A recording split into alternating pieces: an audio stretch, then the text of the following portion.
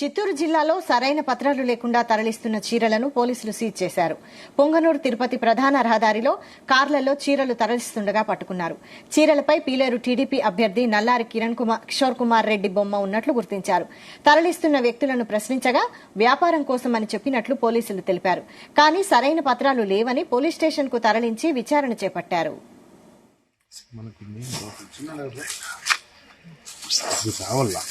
అవి లేక నువ్వు ఏం తీసినా వేస్ట్. అవి ఉంటే అవి ఆయన దగ్గర తీసేస్తా బయట. అది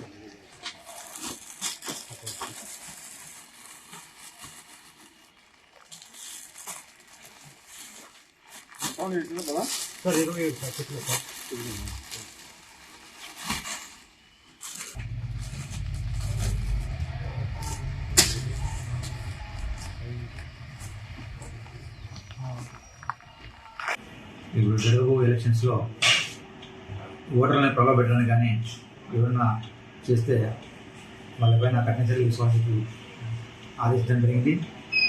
వాటిలో భాగంగా సోమవారం టౌన్లో సోమవారం ఎస్ఐ గారు సిబ్బంది అందరూ వెహికల్ చెక్ చేయడం జరిగింది.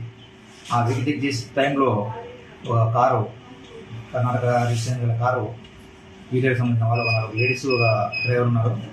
ఆ కారు నాపి చెక్ చేస్తే అందులో కొన్ని శారీ బ్యాగ్స్ బయటపడడం జరిగింది. వాటిని ఎందుకు మీరు తీసుకుపోతానని విచారించడం జరిగింది. అయితే వాళ్ళు సరైన సమాధానం చెప్పలేకపోయినారు.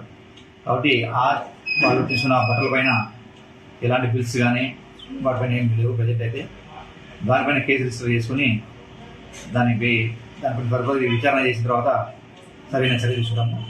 అయితే మేము ప్రజలను తెలియజేయడంగా అదేవిధంగా అందరికీ తెలియజేయడం అంటే ఎవరైనా కానీ ఓటర్లు పొలవ పెట్టే విధంగా ఇట్లా ఏమన్నా వస్తువులు ఇవ్వడం కానీ గిఫ్ట్లు ఇవ్వడం కానీ చేస్తే ఖచ్చితంగా పోలీసు వారు కఠిన చర్య తీసుకొని వాళ్ళపైన